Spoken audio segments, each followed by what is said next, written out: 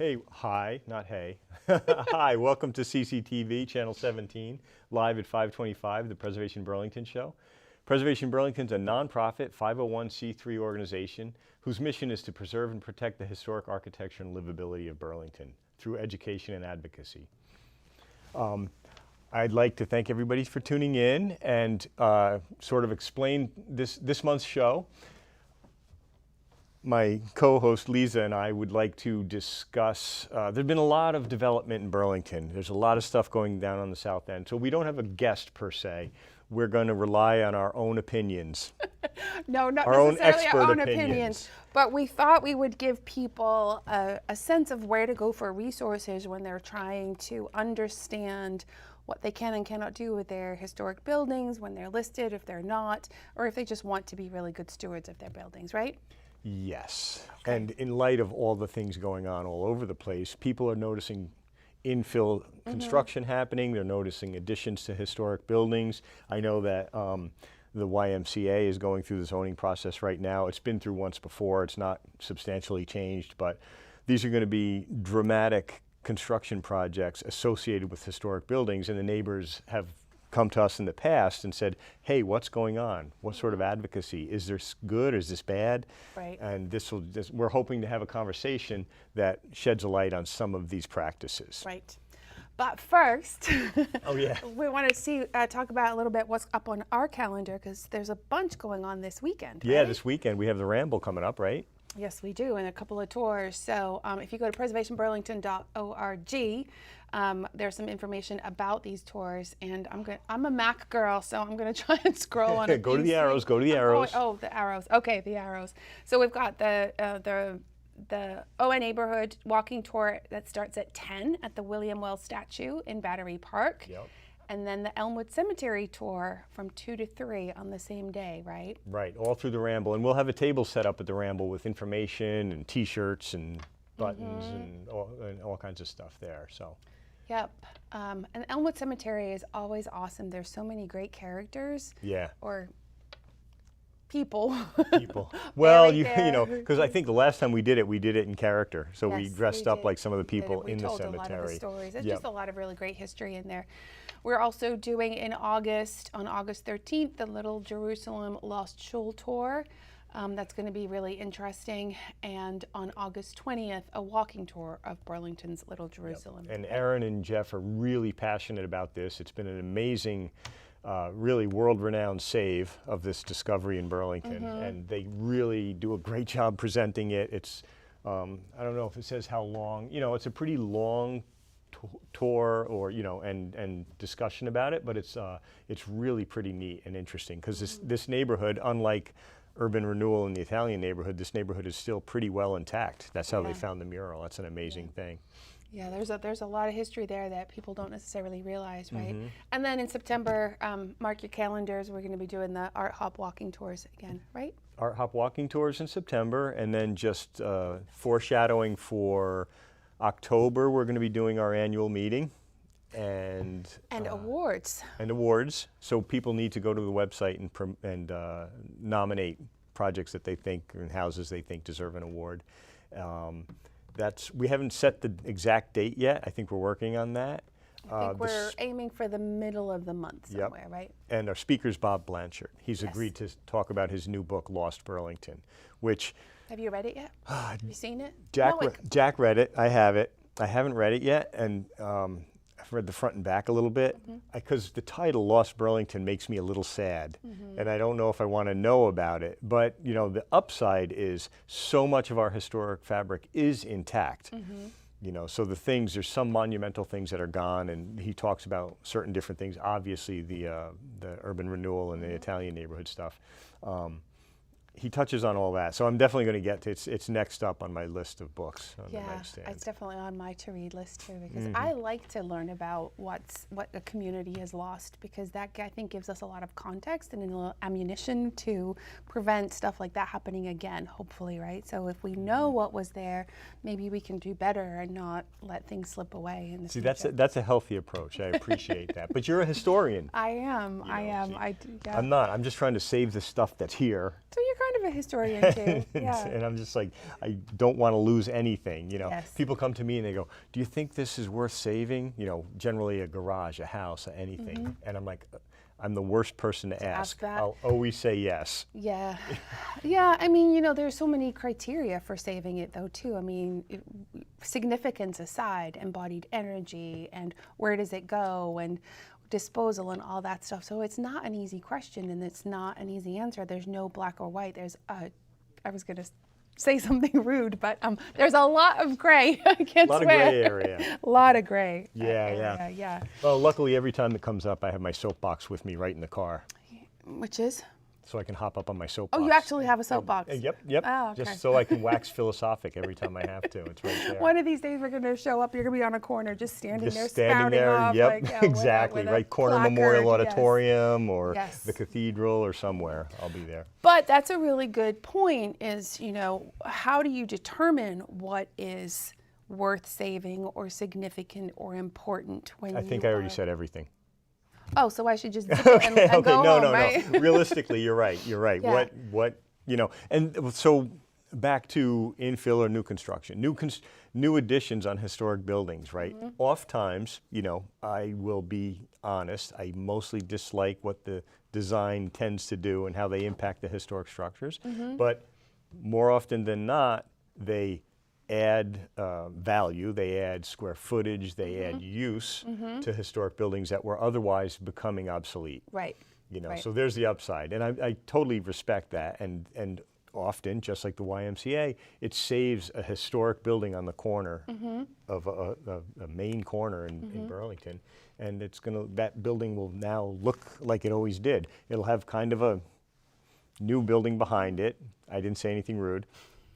But it's providing housing, it's Yes. providing parking, Yeah. it's providing a lot of stuff that doesn't exist there right now, and saving a building. Yeah, but that part is really tricky because the Secretary of Interior standards for rehabilitation, which I have several copies right handily here. have in hand, and tax incentive guidelines always, or they dictate that any new additions to historic buildings have to be compatible, but also be differentiated from the historic building, right? And that gets really confusing for people. For sure. And it's very, very subjective as to what is compatible, what is different enough that you can tell it's not the actual historic building, right? And then what fits, what is acceptable. It's funny. I tell people, everybody, that this is sort of like the Bible, very interpretive. Right. You read it. Old Testament or New Testament. It gives you both sides of the thing to consider Right. in their guidelines and standards, but mostly guidelines, and they're interpretive. So Yeah. exactly. So if you're adding on to a building, I remember in the old days, even our library. It's a Carnegie Library. It's a beautiful building. They're about to go through a restoration of the exterior and some renovation of the interior. It's going to be really nice. They added on to it, and they did what was so typical: a glass causeway, and then some modern thing to the side. And their interpretation of sympathetic to the building is usually either smaller, set back a little bit. Right. It doesn't have to be. But then also, sympathetic to the building could be sympathetic in materials and design. Yes. But then you don't want to fool people into thinking it's always been there. I've run into problems with that in our zoning office here with porches that look too old. Yeah, or designs that look too similar, or brickwork that's, it's really hard, but I don't think we're helping anybody right now. No, we're not. But there is a way around it. I think, looking through, these are not fascinating reading. They're so boring. They are kind of boring, and looks like they haven't been updated visually since the 1970s. Well, you can get this one with no pictures. It's, if you want to keep it in your pocket, it's the. What do I have? 1, 2, 3, 4 copies right here, all different copies. It all basically right. The same thing. They say the same thing, and it is boring. It's like, do this, don't do that, do this, don't do that. And you look up every step of something, and it's really just bad examples. It's kind of like good your car examples. manual. Right.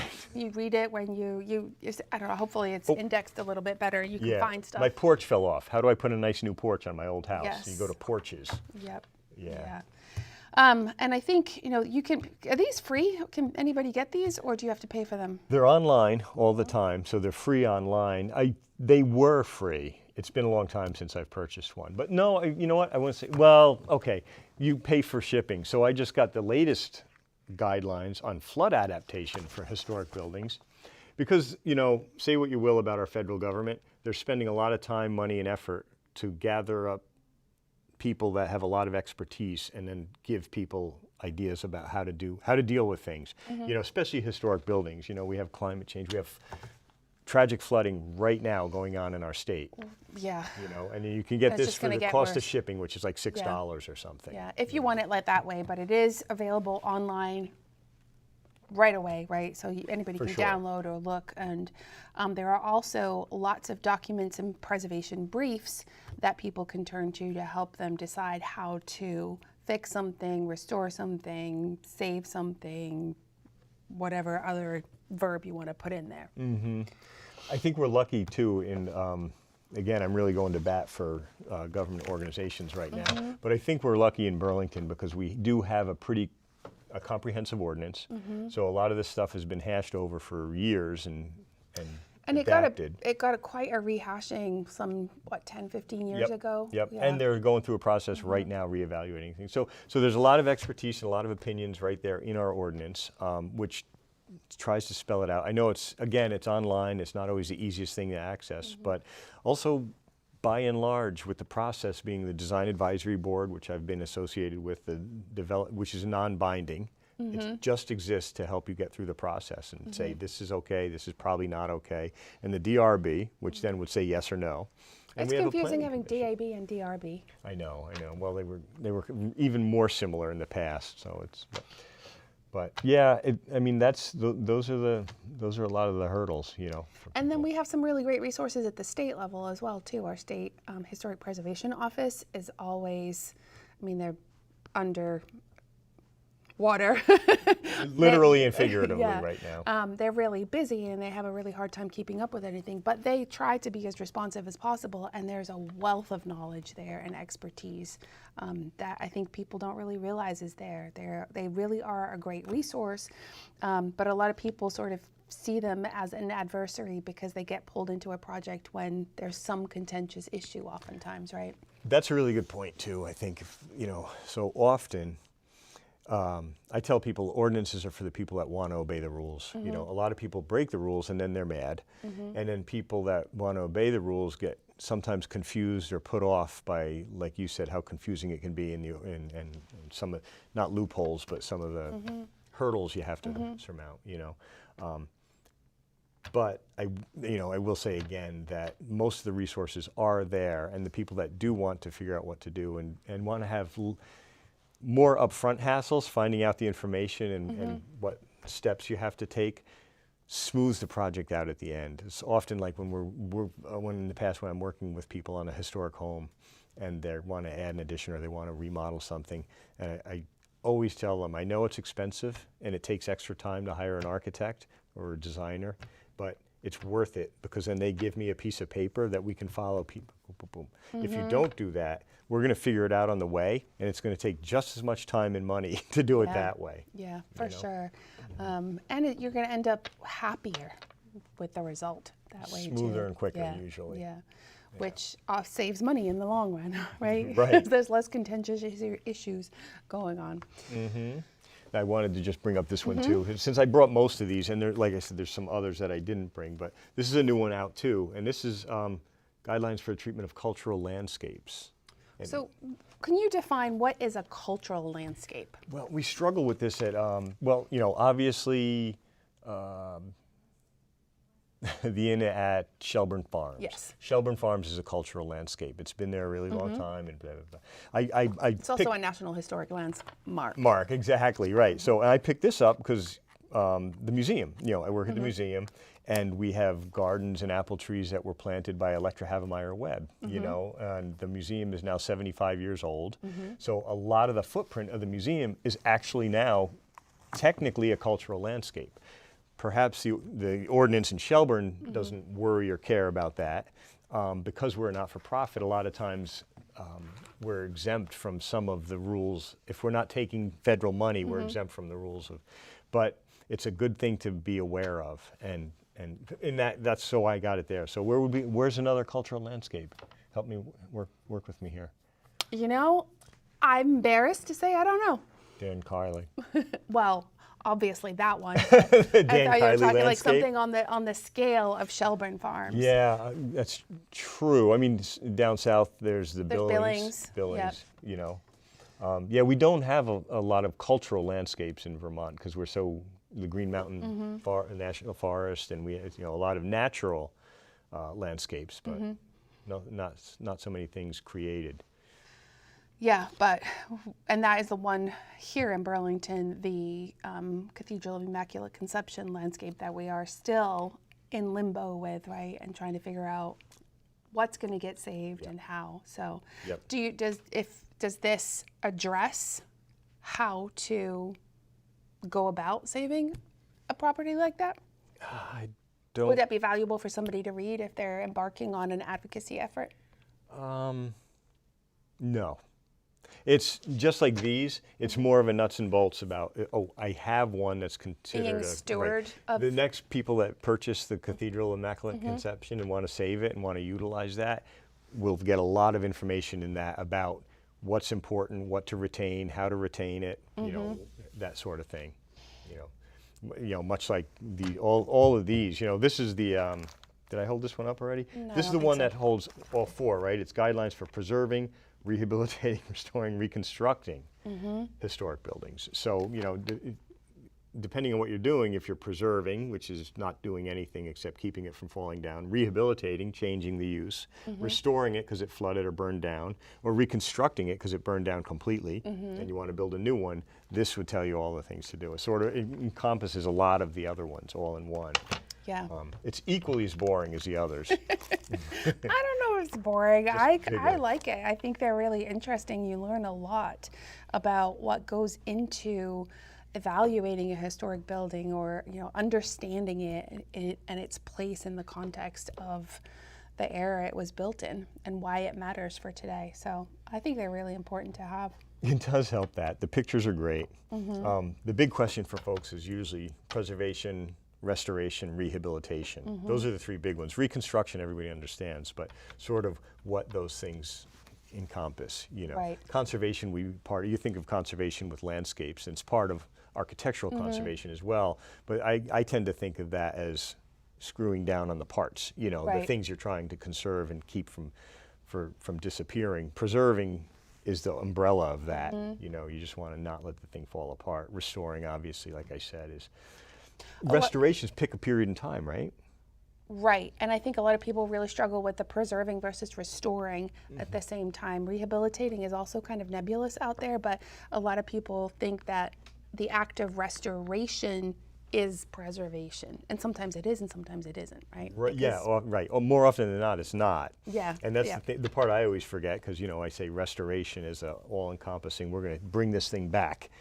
But the big question, especially with a historic building or even an old house, is what do you want to bring it back to? And then and why? Then you come in, the historian, finding evidence. What was standard practices what was underneath that carpet, that wallpaper, that other thing, peeling it back and seeing what was underneath and try to pick a period. But then also it has to be something that you can live with and use and be functional, right? So there's so many things, so many layers and so many avenues to go down, so many rabbit holes really is what it is. It's just one rabbit hole after another, and you could be in there forever like Alice in Wonderland. Yeah, you have to enjoy that part of it. Yeah. I will say that in context of our discussion, interiors don't matter as far as ordinance and as far as, right? Nobody's telling you, and by and large, for private homeowners, For private homeowners, interiors are not regulated at the zoning or the ordinance level. no, they're not. And I think, even I don't think commercial money-making, income-producing buildings are either. They are when you are going for a tax credit application and you're looking at the whole building, and the Park Service is really assessing what's going on inside and what are significant interiors or not. But this is why also working with a certified architectural historian is really important through this process, because they can help you evaluate what is significant, what is not, what is character defining, what is not, what is primary, what is secondary, and helping you put these applications together. It's so hard for folks to navigate this process because of the language. It's a vocabulary in and of itself, right? And there's so much that can go wrong. So that's your bailiwick. You're really good at that. And I have friends that are developers who have sort of hit that wall, and they need that tax credit to make that project viable. And that's where you step in. And Or people like me, yeah. or people like Yep. you. Yep. I mean, I know others, but you're right here. So what does that look like? So they reach out to you. Where's the hand-holding begin? Do you bring them the whole kit and caboodle and say, well, look, this is what you could do tax credit-wise and how you do that, and then this is what you have to. Typically, no, because we're not designers, we're not architects. I don't know if I could read a plan fully, right? So typically we're brought in when a plan has been sort of designed or ideated, hopefully not fully fleshed out, and not execution hasn't started. That there's no such thing as do now and ask permission later sort of thing Not with in the Park that Service. regard. No, No, it the doesn't Park work that way. But typically a design or an idea will be created, and the historian comes in and says, this will fly, this will fly, this will fly, this probably won't. So, and really advise the property owner on the aspects of the project that will meet the standards and the criteria, and those that won't. And then the property owner has the choice to go for the tax credit or not. There's always a choice involved, right? Right. If they want to take advantage of those tax credits, then they need to be really strict and abide by the Secretary of Interior's standards. And if they don't, then they lose that tax credit. It's really that simple. Yeah. And are there state and federal people that oversee, step in, check on these things? Yeah, absolutely. I mean, the National Park Service, like any government organization, is severely understaffed and overtaxed, right? So the State Historic Preservation Office really acts as the go-between, and they are responsible for assessing projects in their own state. And typically what a state historic preservation office signs off on, the Park Service will go along with. Is that the case in every situation? No. Sometimes the Park Service pushes back a little further, and sometimes the state office is a little bit more stringent. So it really depends. But yeah, there's two levels. You have to get it by the state office first, and then it goes on up to the Park Service. Right. So, and there's always people involved. There's people involved, but they're good people. You or someone like you act as sort of the liaison between the owners / It's kind of like an attorney going to court, right, and arguing your case. You know the language. Yes, you know this is what we're doing, and you can advise people on what you think not only will pass or not pass, because I don't want to give a sense that there's like things you're trying to get under the radar or scooch through, but you can definitely give advice on what you think will meet the standards, what will get them approved, because ultimately you want to get them approved, you want to get projects approved, but you also want to be a good steward of the historic building and the landscape that it's in, and satisfy everybody, and that's really hard, to be a people pleaser. It's really, really hard. Yeah. It is. I know I've just recently worked with some folks that were trying to get a project through zoning, and they were told, yeah, that's not going to work. That's not going to fly. And I looked at what they wanted to do. They chatted with me. I've worked with them before. And I could in talking to them, I knew their language was completely wrong, and they were just not expressing their desire. Right. They were actually trying to save it wasn't completely dilapidated, but they wanted to save and utilize a porch, a built-in porch with some windows and stuff. And then I looked and I chatted with them for a little while, and it didn't come in front of our board, so I didn't have to recuse it all. But I just went home. I said, I'll go home and I'm just going to write down, I'm just going to itemize and bullet point what you're trying to do here, using the language that you really mean, but you're not saying. And just gave that to them. Yeah, yeah, and sometimes it's one tiny little thing. It really isn't, it's either the language, the vocabulary, or it could be just the project itself. It could be just changing out the type of baseboards or the profile or something small, or a window, or a window series or whatever. It's not always huge. And it's like saying, replace these rotted panels with panels to look just like the ones that were there. Yes. The second half of that sentence is so important, especially to, like you said, good people that are, either the zoning office, the SHPO's office, or the National Park Service. Everybody's trying to do the They're right there thing. trying to make sure that these buildings are safe, are taken care of in perpetuity, and they don't want, and then I'm also that other side, I've seen people do so much bad work. I just drive around in my head going, just don't do bad work. Just see something, match it. If you can't, ask somebody who can. Right. Right. And that's the other part of this too, is the research part. Your microphone just fell off. I thought so. I stepped on the line again. The research part of it, so fun, is digging for clues of what was there and how it looked and maybe what the paint scheme was. And there's so many great people that, can do this. To be able to identify like all the layers of paint and the paint colors from 100 years ago, things like that are so cool.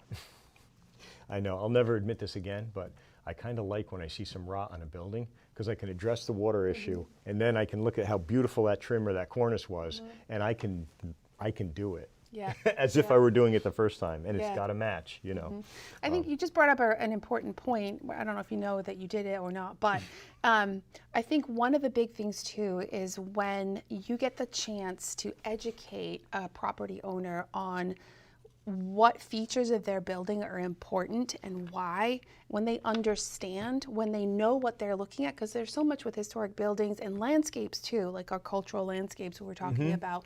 You see a pile of rocks and you don't realize what it actually was and what it was used for.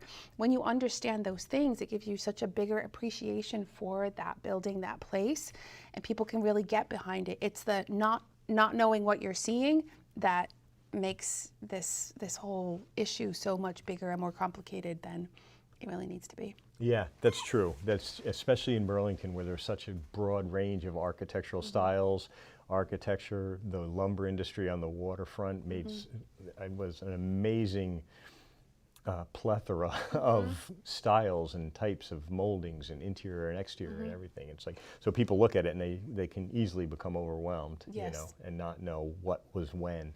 Yeah.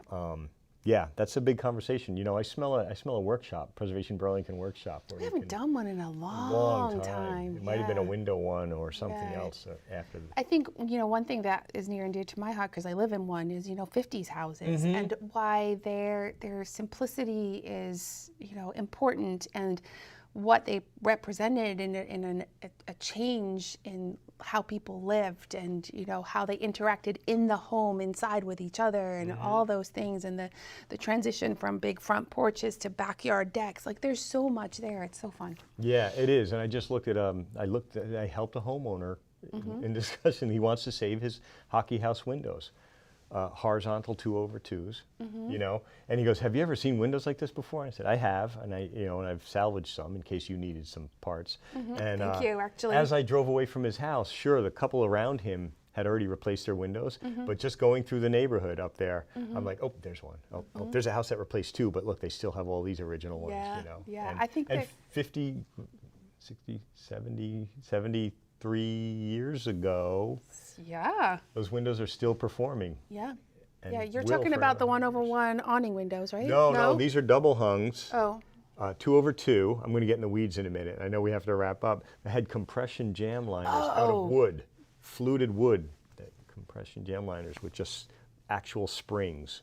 screwed to the Super jam. cool. It Yes. was see, Yeah. now I'm really nerding out, you know. Yeah. So window hardware, window parts. I might have original windows too, but they're the 1/1, I guess, awning windows, and they're genius in this rain. I can have my windows open and Get a it's breeze, still breezy. nothing's coming in. Nope. Yeah, Except gotta love for the damn past. bugs. Yes. Gotta love the past. I do love the past. See, this was fun. We could probably do this every week. I say the heck with guests from now on.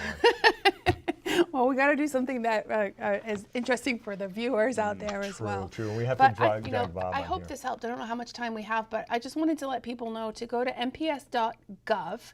And if you navigate to, I don't see it here, but education and training, and then you can find this technical preservation services. And I'm gonna use arrows.